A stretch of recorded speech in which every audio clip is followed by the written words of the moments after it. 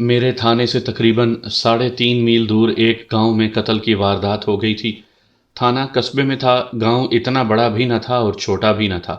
مقتول کی عمر 55 اور 60 سال کے درمیان بتائی گئی۔ وہ گاؤں کے بڑے زمینداروں میں سے ایک تھا۔ اس کے 2 بیٹے تھانے میں آئے تھے، بڑے کی عمر 27-28 سال تھی اور چھوٹا 22-23 سال کا تھا۔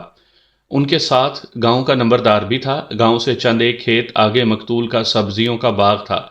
وہاں ایک کمرے کا مکان تھا جو مقتول یا اس کے گھر کے افراد کے کام آتا تھا۔ عام طور پر بند ہی رہتا تھا۔ باغ میں کام کرنے والے مزارعین کا مکان اس مکان سے کچھ دور تھا۔ مقتول کو چھوٹے مکان کے صحن میں قتل کیا گیا تھا۔ میں نے کاغذی کارروائی پوری کرنے کے لیے ان سے ضروری باتیں پوچھیں اور ان کے ساتھ چل پڑا۔ راستے میں ان سے وہ سوال کرتا گیا جو قتل کی واردات میں ہر تھانے دار کی زبان پر آتے ہیں۔ یہ تو ہمارا معمول تھا، ایسے سوالات اپنے آپ ہی زبان پر آ جایا کرتے تھے۔ مجھے ہر سوال کا جواب مقتول کے بڑے بیٹے سے ملتا تھا۔ اس کا نام فیروز تھا، جسے آپ اصل نام نہ سمجھیں، میری یادداشتوں میں اس کا نام نہیں لکھا۔ یہ واردات مجھے اس طرح یاد آئی کہ چند ہی دن پہلے میں نے اخبار میں ایک خبر پڑھی جس کی سرخی تھی، بوڑھے کے پیچھے ایک جوان عورت نے اپنے خامند سے طلاق لے لی۔ خبر دلچسپ تھی۔ ایک بوڑھا آدمی اپنی بیوی کو طلاق دے رہا تھا اور ایک جوان عورت اپنے خامند سے طلاق مانگ رہی تھی، اور پھر دونوں کا پروگرام شادی کرنے کا تھا۔ مجھے یہ خبر پڑھ کر اپنی سروس کی بالکل ایسی ہی ایک پرانی واردات یاد آ گئی۔ اپنی ڈائریوں کو کھنگالا تو ان میں یہ واردات مل گئی جو میں آپ کو سنا رہا ہوں۔ میں نے راستے میں کوئی باریک بات نہ پوچھی کیونکہ میں گھوڑی پر سوار تھا اور باقی سب پیدل جا رہے تھے۔ دوسری وجہ یہ کہ نمبردار بھی ساتھ اور میرا عملہ بھی ساتھ ساتھ چلا جا رہا تھا۔ میں نے سب کے الگ الگ بیان تو لینے ہی تھے۔ باغ میں پہنچے تو مجھے چھوٹے مکان میں لے جایا گیا جس کے صحن میں چارپائی بچھی ہوئی تھی۔ اس پر بڑا اچھا بستر تھا اور مقتول اس بستر پر ٹیڑھا میڑا ہو کر پڑا تھا۔ اس کے گلے میں پگڑی تھی جو اس کی اپنی ہی تھی، خون کا ذرا سا بھی دھبا نہیں تھا۔ میں نے اس کی گردن کے گرد لپٹی ہوئی پگڑی ہٹائی تو گردن سے صاف پتہ چلتا تھا کہ اس کا گلا گھونٹا گیا ہے۔ پگڑی کو پھانسی کا رسہ بنایا گیا تھا۔ میں نے یہ پوچھا کہ رات کو یہیں سویا کرتا تھا تو مجھے جواب ملا کہ روزانہ نہیں، کبھی کبھار یہاں آ کر سوتا تھا۔ دروازے کے متعلق پوچھا تو معلوم ہوا کہ دروازہ رات کو کھلا رہتا تھا۔ میں نے لاش کو الٹ پلٹ کر دیکھا، چوٹ یا زخم کا کوئی نشان نہیں تھا۔ کمرے میں جا کر دیکھا، بڑا صاف ستھرا کمرہ تھا۔ ایک پلنگ بچھا ہوا تھا اور 3 یا 4 اچھی قسم کی کرسیاں تھیں اور ایک تپائی بھی تھی۔ تپائی پر شراب کی بوتل پڑی تھی اور 3 گلاس بھی تھے۔ آدھی بوتل میں شراب موجود تھی۔ میں نے تینوں گلاس دیکھے، صرف ایک گلاس میں شراب کے 3-4 قطرے پڑے ہوئے تھے۔ دوسرے دونوں گلاس سونگھے، ان میں شراب ڈالی نہیں گئی تھی، جس سے یہ ظاہر ہوتا تھا کہ صرف ایک آدمی نے رات شراب پی ہے۔ فرش کچا تھا۔ کھروں کے لیے یہ کچا فرش مناسب اور موزوں تھا، لیکن لوگوں کو پتا چلا کہ یہ شخص مارا گیا ہے تو سب صحن میں گھومتے پھرتے رہے اور ملزم کے کھرے غائب ہو گئے۔ باہر بھی کوئی کھرا ملنے کا امکان نہیں تھا، لوگوں نے سب کھرے مٹا ڈالے تھے۔ مقتول نے کرتا پہنا ہوا تھا، اس کی جیب میں ہاتھ ڈالا تو 3-4 10-10 روپیوں کے اور ایک 5 روپے کا نوٹ برآمد ہوا، اور 2 یا 3 روپے سکوں میں تھے۔ مقتول کے بائیں ہاتھ کی ایک انگلی میں سونے کی وزنی انگوٹھی تھی۔ تکیے کے قریب اس کی گھڑی بھی پڑی ہوئی تھی۔ اگر یہ واردات ڈکیتی کی ہوتی تو اس کی جیب میں سے پیسے اور اس کی انگلی میں انگوٹھی نہ ہوتی اور گھڑی بھی غائب ہو جاتی۔ یہ خیال بھی آیا کہ واردات ڈکیتی کی ہوتی تو ملزم اس کے گھر ڈاکہ ڈالتے۔ وہ خوشحال زمیندار تھا، اس کے گھر میں رقم اور زیورات کا ہونا لازمی تھا۔ لاش پوسٹ مارٹم کے لیے بھجوا دی گئی۔ مقتول کے بڑے بیٹے فیروز کو میں نے اپنے ساتھ رکھا اور اس کے چھوٹے بیٹے منصور کو لاش کے ساتھ جانے کی اجازت دے دی۔ پوسٹ مارٹم کے بعد اس نے لاش وصول کرنی تھی۔ میں تفتیش کے لیے مقتول کے اسی مکان کے صحن میں بیٹھ گیا۔ تپائی اور کرسیاں صحن میں رکھ دی گئیں اور نمبردار نے پلنگ بھی اٹھوا کر باہر میرے قریب صحن میں رکھوا دیا۔ یہ تو میں نے فیروز سے راستے میں ہی پوچھ لیا تھا کہ ان کی یا اس کے مقتول باپ کی کسی کے ساتھ دشمنی تھی۔ فیروز نے 2 ٹوک لہجے میں جواب دیا تھا کہ ان کی کسی کے ساتھ خاندانی دشمنی نہیں تھی، جیسی عموماً دیہاتی علاقوں میں ہوا کرتی ہے۔ کسی کے ساتھ زمینوں کا تنازع یا کسی اور وجہ سے لڑائی جھگڑا بھی نہیں تھا۔ مقتول کی ذاتی دشمنی کے متعلق فیروز نے کوئی پختہ جواب نہیں دیا تھا۔ یہ میں نے اب معلوم کرنا تھا کہ مقتول کی ذاتی یعنی پرائیویٹ زندگی کس طرح گزر رہی تھی۔ میں نے سب کو باہر بھیج دیا اور سب سے پہلے سبزیوں کے اس باغ میں کام کرنے والے مزارے کو اپنے پاس بلا کر بٹھا لیا۔ یہ ادھیڑ عمر مزارہ تھا۔ اس غریب مزارے کے چہرے پر خوف اور گھبراہٹ کا گہرا تاثر تھا، جو کہ ایک قدرتی امر تھا۔ میں اپنی تفتیشی کہانیوں میں کئی بار بیان کر چکا ہوں کہ ان مزاروں اور نوکروں کو یہ بڑے زمیندار اور جاگیردار کس طرح استعمال کیا کرتے ہیں، اور جب ان پر کچھ بن جاتی ہے تو انہی غریبوں کو آگے کر دیتے ہیں۔ انگریزوں کے وقتوں میں تو ہم ان وڈیروں کو پکڑ لیا کرتے تھے اور انہی مزاروں کو ان کے خلاف کورٹ میں استعمال کر کے سزا دلا دیتے تھے، لیکن پاکستان کی بدقسمتی یہ ہے کہ وہی وڈیرے اس ملک پر حکومت کر رہے ہیں۔ مقتول کے اس مزارے کے ساتھ میں نے تھانے داروں کے انداز سے بات نہ کی، بلکہ میرے انداز میں شفقت اور ہمدردی تھی، اور اسے یقین دلا دیا کہ وہ جو کچھ بھی بتائے گا وہ راز میں رہے گا اور کسی کو پتہ نہیں چلنے دیا جائے گا کہ فلاں بات اس مزارے نے بتائی تھی۔ اس مزارے کا مکان باغ کی دوسری طرف تھا، اس لیے ان لوگوں کو رات کے وقت پتہ نہیں چل سکتا تھا کہ مقتول کے مکان میں کوئی آیا ہے یا نہیں۔ جس رات مقتول اس مکان میں سوتا تھا، اس رات ان لوگوں کو بتا دیا جاتا تھا کہ آج رات چودھری صاحب یہاں سوئیں گے، لیکن ان کے لیے یہ حکم بھی تھا کہ کوئی اس طرف نہ آئے۔ اس کا صاف مطلب تھا کہ چودھری صاحب کے مکان میں جوئے کی بازی لگے گی یا کوئی اور بدکاری ہوگی۔ سب سے پہلے تو میں نے یہ معلوم کیا کہ اس مزارے کی فیملی کیا ہے۔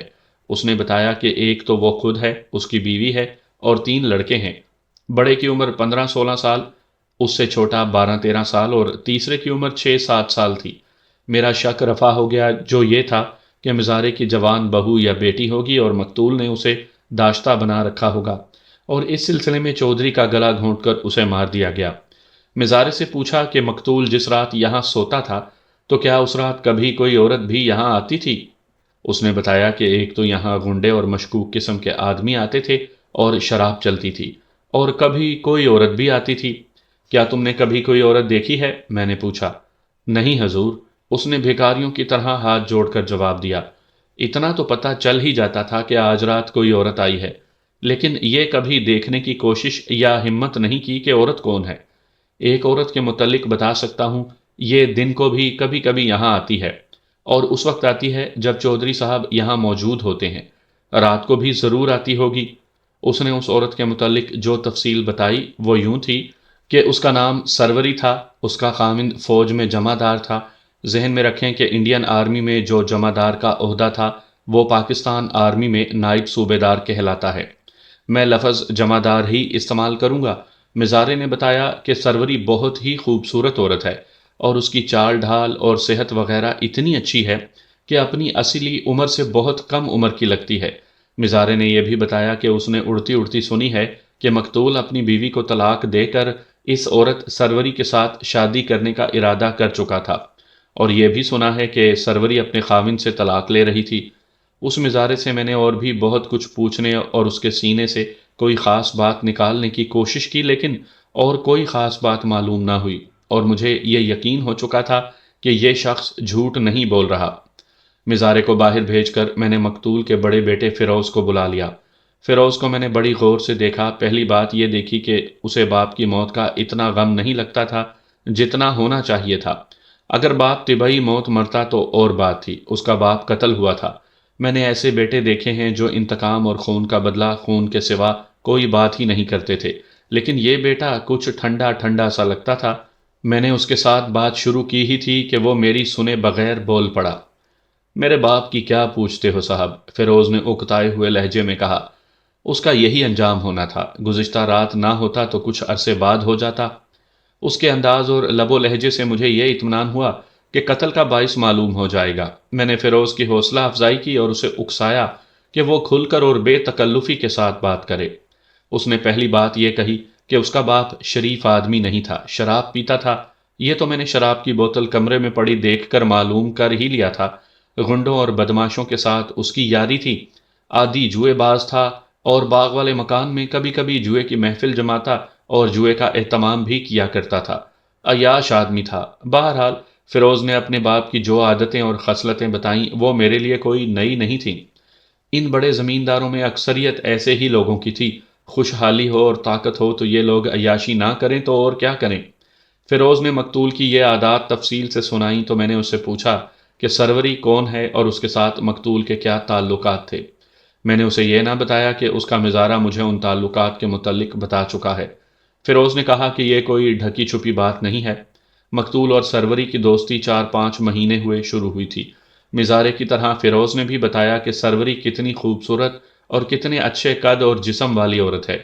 اس نے بھی کہا کہ سروری کی عمر 40 سال سے زیادہ ہوگی، کم نہیں، لیکن 30 سال سے ایک دن اوپر کی نہیں لگتی۔ دراصل بات یہ ہے صاحب، فیروز نے کہا، کہ سروری ڈھیٹ اور بے غیرت عورت ہے۔ غیرت اور عزت اتار دو تو صحت نے تو اچھا ہونا ہی ہے۔ خوش طبع عورت ہے، مذاق اور ہنسی کھیل میں ایسی فحش کلامی کرتی ہے کہ مرد بھی آپس میں کم ہی کرتے ہوں گے۔ اس کا خاوند فوج میں جمع دار ہے، شریف آدمی ہے، آج کل چھٹی آیا ہوا ہے۔ پتہ چلا ہے کہ سروری نے اسے کہہ دیا ہے کہ اسے طلاق دے دے، ورنہ وہ کچہری میں جا کر طلاق کی عرضی ڈال دے گی۔ ادھر ہمارے باپ نے ہماری ماں کو صاف کہہ دیا تھا کہ وہ اسے طلاق دے رہا ہے اور وہ گھر جانے کی تیاری کرے۔ ہماری ماں تو صدمے سے چارپائی سے لگ گئی ہے۔ ذرا خیال کرو صاحب، ہمارے باپ کی عمر 60 کے قریب ہو رہی تھی اور ہماری ماں اس سے 3-4 سال ہی چھوٹی تھی، یعنی بڑھاپا۔ اس بڑھاپے میں ہمارے باپ نے عشق بازی شروع کی اور اپنا گھر اجاڑنے کا فیصلہ کر لیا تھا۔ تم نے باپ کو روکا نہیں؟ میں نے پوچھا۔ آخر تم اس کے جوان بیٹے ہو، باپ کو یہ تو کہہ سکتے تھے کہ اس عمر میں تمہاری ماں کو نہ اجاڑے۔ بدطینت اور بد زبان شخص تھا، فیروز نے جواب دیا۔ میں نے روکا تو مجھے ڈانٹ کر اور گالیاں دے کر چپ کروا دیا۔ میرے چھوٹے بھائی نے اسے باز رکھنے کی کوشش کی تو اس کے منہ پر تھپڑ جڑ دیا۔ ہماری ماں کے ساتھ اس کی بول چال بالکل ہی بند ہو گئی تھی۔ قتل کا باعث مقتول کا یہی فیصلہ ہو سکتا تھا کہ وہ اپنی بیوی کو طلاق دے رہا تھا اور ایک خاوند والی عورت سے شادی کر رہا تھا۔ ایک شک کی بنا پر میں نے فیروز سے پوچھا کہ اس کی ماں کے بھائی ہوں گے۔ فیروز نے بتایا کہ اس کا ایک ہی ماموں ہے اور وہ بوڑھا ہو چکا ہے۔ میں اب اس شک پر سوچنے لگا کہ مقتول کو اس کی بیوی نے قتل کروا دیا ہوگا۔ بیوی نے سوچا ہوگا کہ طلاق ملنے کے بجائے اسے بیوگی ملے تو زیادہ بہتر ہے۔ دوسرا شک سروری کے خاوند پر تھا۔ اس کی بیوی اس سے طلاق مانگ رہی تھی اور وجہ یہ کہ وہ مقتول کے ساتھ شادی کرنے کا فیصلہ کر چکی تھی۔ کوئی خاوند یہ بات برداشت نہیں کر سکتا تھا۔ جمع دار نے سوچا ہوگا کہ اس شخص کو ہی ختم کر دو جس کے پیچھے بیوی اس سے طلاق طلب کر رہی ہے۔ میں دیکھ رہا تھا کہ فیروز بڑی خود اعتمادی سے بات کرتا تھا اور اس میں دانش مندی بھی تھی۔ وہ ذرا سی بھی جھجک اور کمتری محسوس نہیں کر رہا تھا کہ تھانے دار کے ساتھ بات کر رہا ہے۔ اس کے ساتھ یہی چند ایک باتیں نہیں ہوئی تھیں، بہت سی باتیں ہوئی تھیں جو میں تمام کی تمام تو یہاں بیان نہیں کر سکتا۔ کئی مواقعوں پر اس نے مجھے ٹوک دیا اور میری رائے پر اپنی رائے مسلط کی۔ اس کا یہ انداز مجھے اچھا لگ رہا تھا۔ ایسے آدمی جھوٹ نہیں بولا کرتے۔ میں نے اس سے پوچھا کہ سروری کے اس جمع دار خاوند کے متعلق اس کی کیا رائے ہے، کیا یہ قتل کرنے کی ہمت رکھتا ہے؟ نہیں، فیروز نے جواب دیا، اس شخص میں اتنی ہمت نہیں۔ میرے باپ کے بجائے کوئی نہایت معمولی اور بھکاری سا آدمی ہوتا تو بھی یہ جمع دار اس پر ہاتھ نہ اٹھاتا۔ وجہ؟ میں نے پوچھا۔ کیا اس شخص میں کوئی خاص کمزوری ہے؟ اکیلا آدمی ہے، فیروز نے جواب دیا، اور اصل بات یہ ہے کہ بالکل مولوی آدمی ہے۔ اس کی ہر بات میں مذہب ہوتا ہے اور کوئی بھی بات کرے تو قرآن مجید کے حوالے ضرور دیتا ہے اور حدیثیں سناتا ہے، اور اس طرح پتہ چلتا ہے جیسے اس کی زندگی کا مقصد صرف نماز روزے کی پابندی ہے۔ مجھے اس شخص پر ذرا سا بھی شک نہیں۔ فیروز کے متعلق مجھے یہ اطمینان ہو گیا تھا کہ تفتیش میں میری رہنمائی کرے گا۔ ابھی تو اس کے ساتھ ابتدائی باتیں ہوئی تھی۔ میں نے اسے جانے کی اجازت دے دی اور نمبردار کو بلا لیا۔ سامعین کرام، آپ سن رہے ہیں انسپیکٹر احمد یار خان مرحوم کی تفتیشی داستانوں میں سے ایک دلچسپ اردو داستان جس کا نام ہے دل کا معاملہ۔ یہ اس سلسلے کی پہلی قسط ہے۔ مجھے امید ہے آپ کو میری یہ کاوش ضرور پسند آئے گی۔ آپ نے اگر ابھی تک میرا چینل کہانی گھر سبسکرائب نہیں کیا تو ابھی میرے چینل کو سبسکرائب کر کے بیل نوٹیفیکیشن آن کر لیجئے تاکہ آنے والی ہر نئی کہانی کی اطلاع بر وقت آپ تک پہنچ سکے۔ نمبردار نے جو بیان دیا وہ فیروزہ کی بتائی ہوئی باتوں کی تائید کرتا تھا۔ نمبردار نے ان میں کچھ اضافہ کیا۔ اس طرح مقتول کا سارا کریکٹر کھل کر سامنے آ گیا۔ نمبردار نے یہ بھی بتایا کہ مقتول اپنی ان تمام بدکاریوں کے باوجود گاؤں میں اور جہاں جہاں تک اس کے تعلقات تھے اپنا وقار قائم رکھتا تھا۔ اپنے گاؤں میں لوگ اس کی عزت بھی کرتے تھے اور اس سے ڈرتے بھی تھے۔ عزت اس لیے کہ کسی غریب اور نادار آدمی یا عورت کو مدد یا امداد کی ضرورت ہوتی تو وہ فوراً مدد کو پہنچتا اور حاجت مند کی مشکل آسان کر دیتا تھا، اور اس کا ڈر یہ تھا کہ لوگ اس کی بدماشی اور غنڈہ گردی کی طاقت سے آگاہ تھے۔ یہ تو آپ سب جانتے ہیں کہ دیہاتی علاقے میں خصوصاً اور کسی حد تک شہروں میں لوگ کسی کی شرافت سے اتنے مرعوب نہیں ہوتے جتنے اس کی غنڈہ گردی کی طاقت سے ہوتے ہیں۔ نمبردار نے بتایا کہ سروری پہلے اپنے خاوند کے ساتھ رہتی تھی۔ جمعدار کی ٹرانسفر جس چھاؤنی میں بھی ہوتی وہ سروری اور بچوں کو وہاں رکھتا تھا، لیکن 1 سال سے سروری گاؤں آ گئی تھی۔ ان لوگوں کی گاؤں میں زمین تھی لیکن اتنی زیادہ نہیں تھی کہ سال بھر اناج دے سکتی، لیکن جمعدار کی تنخواہ ٹھیک ٹھاک تھی اور پوزیشن بھی تھی۔ 4-5 مہینوں سے سروری کی دوستی مقتول کے ساتھ ہو گئی تھی اور ان دونوں نے اپنے ان تعلقات پر پردہ ڈالنے کی نہ کوشش کی تھی نہ ضرورت سمجھی تھی۔ پھر یہ خبر مشہور ہو گئی کہ مقتول اپنی بیوی کو طلاق دے رہا ہے اور سروری اپنے خاوند سے طلاق لے رہی ہے۔ نمبردار نے ایک نئی بات یہ بتائی کہ اسے یقین تو نہیں، شک ہے کہ مقتول کا تعلق کسی ڈاکو پارٹی کے ساتھ بھی تھا اور یہ ڈاکو مال مقتول کے گھر چھپا کر رکھتے تھے اور جب گرفتاری کا خطرہ ٹل جاتا تھا تو وہاں سے اٹھاتے اور تقسیم کر لیتے تھے۔ سروری کے متعلق پوچھا تو نمبردار نے وہی رائے دی جو فیروز دے چکا تھا۔ ڈھیٹ اور بے غیرت عورت تھی، اس لیے اس نے بڑی دلیری سے مقتول کے ساتھ دوستی رکھی ہوئی تھی۔ میں نے سروری کے خاوند پر شک کا اظہار کیا۔ فیروز کی طرح نمبردار نے بھی میرے شک کو رد کر دیا اور کہا کہ وہ بہت ہی نیک اور خدا سے ڈرنے والا آدمی ہے۔ نمبردار نے بتایا کہ آج کل یہ جمعدار چھٹی آیا ہوا ہے۔ اس کی چھٹی 1 یا 1.5 مہینہ تھی۔ اسے جب بیوی نے کہا کہ اسے طلاق دے دے تو جمعدار نمبردار کے پاس گیا اور اسے بتایا کہ بیوی نے طلاق کا مطالبہ کیا ہے اور ساتھ یہ بھی کہا ہے کہ وہ مقتول کے ساتھ شادی کرنا چاہتی ہے۔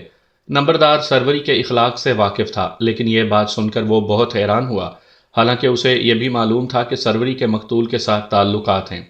جمعدار کا مطلب یہ تھا کہ نمبردار اس کی بیوی کو کچھ سمجھائے اور پھر مقتول سے بھی کہا جائے کہ وہ عقل سے کام لے اور اپنی عمر اور گھرانے کو دیکھے اور کسی اور کا گھر بھی برباد نہ کرے۔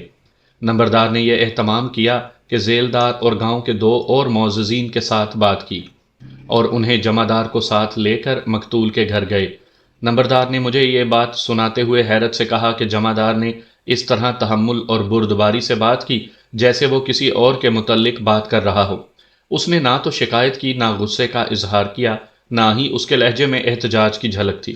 ان سب نے باری باری مقتول کو قائل کرنے کی کوشش کی کہ وہ اس فطور کو ذہن سے نکال دے اور اپنی اور جمعداری کی اولاد کا خیال کرے، اور پھر سب سے بڑی بات یہ کہ خدا سے ڈرے۔ مقتول سنتا رہا اور اس نے کسی کے ساتھ کوئی دلیل بازی نہ کی۔ آخر میں اس نے صرف یہ الفاظ کہے، یہ دل کا معاملہ ہے۔ اس نے ان سب کی بات ماننے سے صاف انکار کر دیا اور جمعدار سے یہ کہا کہ جمعدار صاحب، آپ اگر اپنی بیوی کو منوا لیں تو میں پیچھے ہٹ جاؤں گا۔ سب مایوس ہو کر مقتول کے گھر سے نکل آئے اور باہر آ کر پھر آپس میں تبادلہ خیالات کر کے یہ فیصلہ کیا کہ جمعدار کی بیوی کے ساتھ بات کی جائے، لیکن جمعدار نے انہیں روک دیا۔ اس نے روکنے کی وجہ یہ بتائی کہ اس کی بیوی پوری طرح ڈھیٹ اور بے حیا ہو چکی ہے اور وہ نہیں چاہتا کہ ان معززین کو اس کے سامنے لے جا کر شرمسار کروائے۔ اس طرح یہ بات بن نہ سکی اور معاملہ یہیں پر ختم کر دیا گیا۔ جمعدار نے یہ الفاظ کہے کہ اللہ پر چھوڑ دو، صحیح فیصلہ اسی کی درگاہ میں ہوگا۔ یہ بات سن کر مجھے یہ اندازہ ہو گیا کہ مقتول کس قدر ڈھیٹ اور دلیر آدمی تھا۔ دیہات میں بہت کچھ ہوتا ہے، قتل اور خون خرابے ذرا ذرا سی باتوں پر ہو جاتے ہیں، اور ایسے واقعات بھی ہوتے ہیں جو شہریوں کو حیران کر دیتے ہیں، لیکن ایسا کم ہی ہوتا ہے کہ گاؤں کے معززین کسی کو کسی بات سے منع کرے تو وہ اس طرح ان کے ساتھ سلوک کرے جس طرح مقتول نے ان کے ساتھ کیا تھا۔ وقتی طور پر تو معززین کا بھرم رکھ لیا جاتا تھا، لیکن مقتول نے وہ بھی نہ رکھا۔ مقتول کے بیٹے فیروز نے غالباً باپ کی اس فطرت کو دیکھتے ہوئے کہا تھا کہ اس کے باپ کا یہی انجام ہونا تھا۔ پھر میں جمعدار کے کردار پر کچھ حیران ہوا۔ حیران ہونا تو نہیں چاہیے تھا، لیکن یہ خیال آیا کہ انگریزوں کے دور کی ہندوستانی فوج کے جمعدار، صوبے دار اور صوبے دار میجر گاؤں میں آتے تو کسی کو پلے باندھتے ہی نہیں تھے۔ فوجی نوکری میں وہ انگریزوں کی اتنی زیادہ خوشامد کیا کرتے تھے جس کے متعلق محاورہ ہے کہ جوتیاں چاٹتے تھے۔ طبیعت کے اکھڑ اور سخت مزاج ہوتے تھے۔ اس جمعدار کے متعلق میں نے سنا کہ وہ اتنا حلیم طبع ہے تو حیرت ہوئی تھی۔ اگر وہ جمعدار نہ ہوتا تو میں حیران بھی نہ ہوتا۔ ایسے آدمی دیہاتی معاشرے میں اور شہری معاشرے میں بھی نظر آ جاتے تھے جو ہر کام اللہ پر چھوڑ دیتے اور درگزر کرنا ان کا اصول نہیں بلکہ ایمان ہوتا تھا۔ آج بھی ایسے اللہ کے بندے نظر آ جاتے ہیں جو برے انسان کو اپنی زبان سے برا نہیں کہتے اور نیک انسان کے آگے جھکے رہتے ہیں۔ میں نے ایسے کئی آدمی دیکھے تھے، وہ کسی کم تر سے آدمی سے ملتے تو ان کا سلام یوں ہوتا تھا، السلام علیکم، بسم اللہ بسم اللہ، اور وہ بڑے احترام سے اس آدمی کا ہاتھ اپنے دونوں ہاتھوں میں لے لیا کرتے تھے۔ میں نے اس جمعدار کو پوچھ گچھ کے لیے بلانا ہی تھا، لیکن دل میں اس سے ملنے کی خواہش بھی پیدا ہو گئی۔ ایسے لوگ مجھے بہت ہی اچھے لگا کرتے تھے۔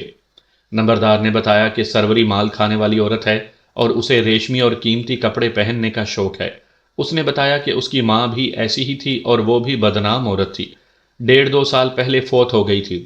البتہ اس کا باپ شریف آدمی تھا اور وہ بڑھاپے میں چارپائی پر ہی پڑا رہتا تھا۔ اس نے اس بیٹی کو دل سے ہی اتار دیا تھا۔ سروری کا کوئی بھائی نہیں تھا، 2 بہنیں تھیں جو اپنے اپنے سسرال میں آباد تھیں۔ ان کے اخلاق کے متعلق پتہ چلا کہ ٹھیک ٹھاک تھے۔ ماں کا سارا اثر سروری نے ہی وصول کیا تھا۔ میرے ایک سوال کا جواب دیتے ہوئے نمبردار نے بتایا کہ سروری کی ایک بیٹی ہے جس کی عمر 16-17 سال ہے اور وہ ماں ہی کی طرح خوبصورت لڑکی ہے۔ اس سے چھوٹے 2 بیٹے تھے، ایک کی عمر 12 سال اور دوسرے کی 8 سال تھی۔ آخر میں میرے پوچھنے پر نمبردار نے مقتول کے دونوں بیٹوں کے اخلاق وغیرہ کی یہ رپورٹ دی کہ بڑا بیٹا فیروز بھی باپ کی طرح شریف آدمی نہیں، لیکن وہ باپ کی طرح ذلت اور گھٹیا پن میں نہیں گرا تھا۔ ہوشیار تھا اور عقل والا بھی تھا، ضرورت پڑتی تو وہ بدماشی اور غنڈہ گردی بھی کر لیتا تھا۔ ویسے وہ ہر کسی کی عزت کرتا اور عزت کرواتا تھا۔ باپ کی طرح اس کا بھی دوستانہ بڑے بدماشوں کے ساتھ تھا، لیکن اس پر کوئی بھی انگلی اٹھا کر یہ نہیں کہہ سکتا تھا کہ اس نے ان بدماشوں کے ساتھ مل کر کوئی بدماشی کی ہے۔ وہ جوا بھی کھیلتا تھا، شراب بھی پیتا تھا، لیکن اوچھوں کی طرح بڑکے نہیں مارتا تھا۔ فیروز کے چھوٹے بھائی کا نام منصور تھا، عمر 23 سال کے لگ بھگ تھی، خوبصورت جوان تھا اور باپ اور بھائی سے بالکل مختلف۔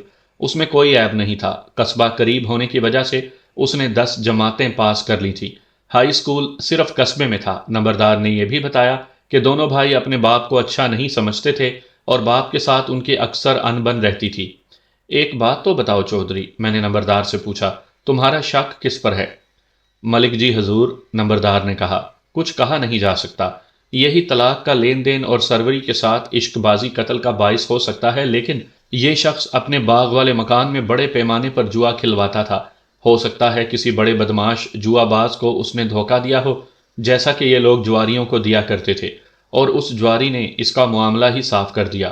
مقتول کی در پردہ جو زندگی گزر رہی تھی وہ ایسی تھی جو دشمنی پیدا کرتی ہے۔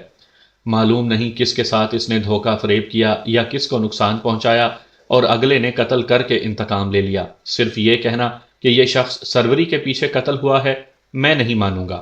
نمبردار کی رائے مجھے کچھ ٹھیک معلوم ہوتی تھی۔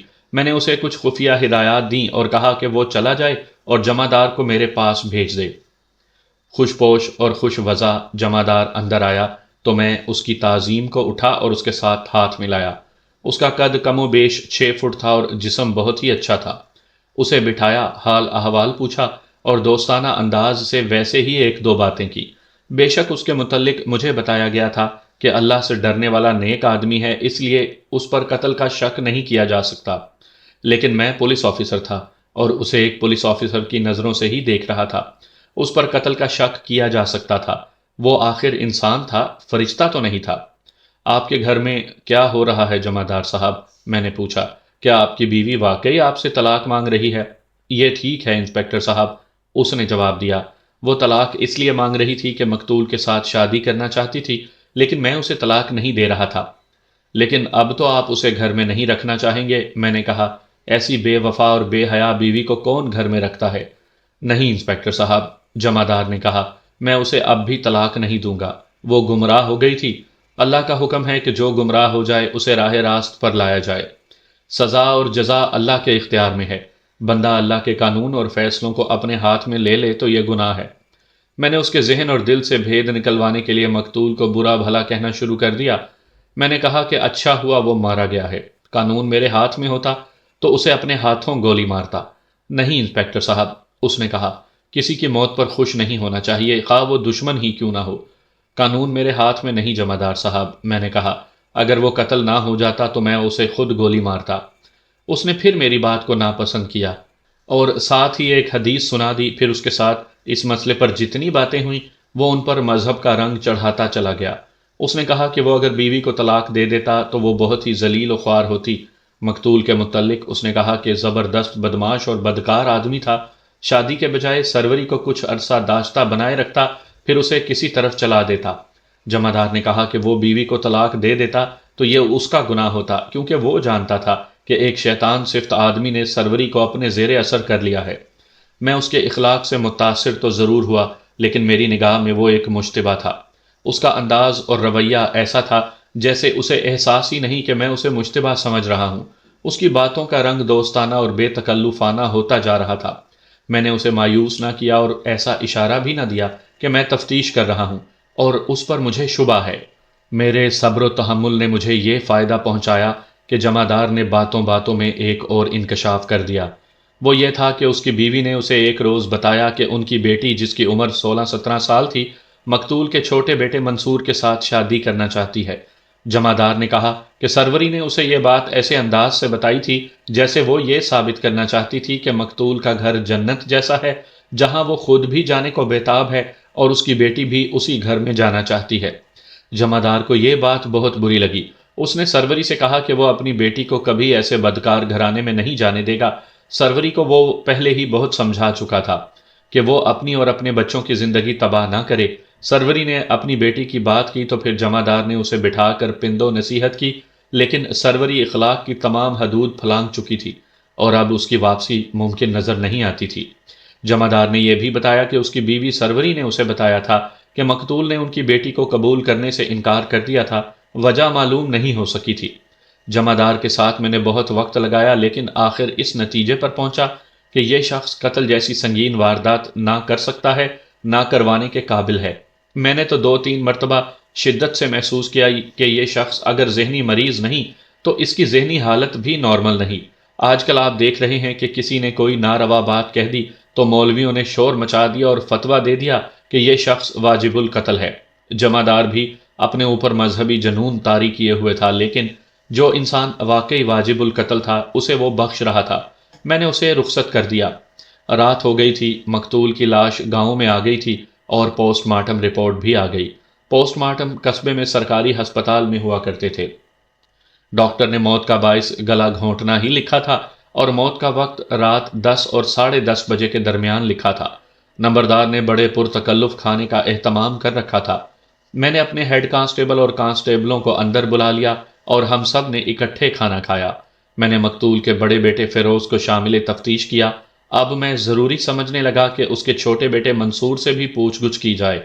یہ میں نے اس لیے ضروری سمجھا کہ نمبردار نے بتایا تھا کہ بڑا بیٹا اپنے باپ کی لائن پر چلا گیا تھا اور چھوٹا بیٹا اس سے بالکل مختلف تھا۔ چھوٹے بیٹے میں کوئی بری عادت نہیں تھی۔ میرے ذہن میں یہ شک پیدا ہو گیا تھا کہ ایسا بھی تو ہو سکتا ہے کہ مقتول اور اس کے بڑے بیٹے کے درمیان کوئی چپکلش یا اختلاف ہو اور وہ ایک دوسرے کو اچھا نہ سمجھتے ہوں۔ اس شک کی بنا پر میں نے نمبردار سے کہا کہ مقتول کا چھوٹا بیٹا لاش کے ساتھ پوسٹ مارٹم کے لیے چلا گیا تھا۔ لاش واپس آ گئی ہے اور وہ بھی واپس آ گیا ہوگا، اسے ابھی میرے پاس بھیج دے۔ تھوڑی ہی دیر کے بعد ایک خوبرو جوان میرے پاس آیا۔ ہم کھانے سے فارغ ہو چکے تھے اور میں اکیلا ہی بیٹھا تھا۔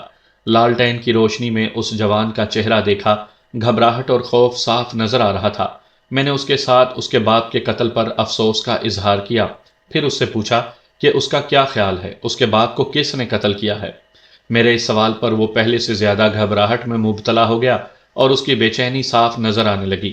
میں نے بڑے پیار سے اس کی حوصلہ افزائی کی اور بتایا کہ مجھے ساری باتیں معلوم ہو گئی ہیں، لیکن میں اس کی رائے جاننا بھی ضروری سمجھتا ہوں۔ اس نے بڑی مشکل سے یہ الفاظ کہے کہ میں کیا بتا سکتا ہوں، مجھے کچھ بھی معلوم نہیں۔ میں نے اس سے سوالات کے ذریعے باتیں پوچھنی شروع کی، لیکن ہر سوال کا جواب دیتے اس کی زبان ہکلانے لگتی تھی اور وہ گھونٹ سا نگل کر دائیں بائیں دیکھنے لگتا تھا۔ مجھے بالکل توقع نہیں تھی کہ اتنے روبدار باپ کا بیٹا اس قدر کمزور دل اور کم حوصلہ ہوگا۔ مجھے کہنا پڑا کہ وہ کیوں اتنا زیادہ گھبرا رہا ہے، اور میں نے یہ بھی کہا کہ باپ کی موت کا صدمہ تو تمہیں ہے، لیکن تم جیسے نوجوان بیٹے تو بھڑک بھڑک کر بات کیا کرتے ہیں۔ میری اس بات کا اس پر یہ اثر ہوا کہ وہ تو جیسے رونے پر آ گیا ہو۔ میں نے اسے کہا کہ اس کا بھائی تو بڑی ہی جرات مندی اور خود اعتمادی سے بات کرتا ہے، لیکن وہ بالکل ہی بزدل نکلا۔ مجھے توقع تھی کہ میری اس بات کا کچھ اچھا اثر ہوگا، لیکن اثر الٹا ہی ہوا۔ میں نے اس سے جو پوچھ گچھ کی وہ میں تفصیل سے نہیں سناؤں گا، کیونکہ اس سے کوئی خاص بات معلوم نہیں ہوئی تھی۔ میں اس کے بڑے بھائی کے حوالے سے کوئی بات پوچھتا تھا، وہ کہہ دیتا تھا کہ وہ ٹھیک کہتا ہے، اور کبھی اس جواب کے ساتھ یہ بھی کہہ دیتا کہ وہی بہتر جانتا ہے، ٹھیک ہی کہتا ہوگا۔ مختصر یہ کہ اس خوبرو نوجوان نے مجھے خلاف و توقع بالکل ہی متاثر نہ کیا۔ میں نے اس کے دل سے اپنا خوف اتارنے کی بھرپور کوشش کر ڈالی تھی۔ اب میں نے یہ رائے قائم کر لی کہ یہ بودا سا لڑکا ہے اور یہی اس کا عام سٹائل ہے۔ اگر سروری کی بیٹی اس کے ساتھ شادی کرنا چاہتی تھی تو اس کے ساتھ میرا کوئی تعلق واسطہ نہیں تھا۔ پھر بھی میں نے منصور سے پوچھا کہ یہ بات کہاں تک درست ہے۔ اس نے عجیب احمقانہ طریقے سے سر ہلایا اور آہستہ سے کہا کہ یہ درست ہے، لیکن اس کا باپ نہیں مانتا تھا۔ میں نے وجہ پوچھی تو اس نے رک رک کر اور کچھ ہکلاتے ہوئے یہ جواب دیا کہ اس کا باپ لڑکی کی ماں سے شادی کر رہا تھا، اس لیے باپ نہیں چاہتا تھا کہ وہ سروری کی بیٹی کے ساتھ شادی کرے۔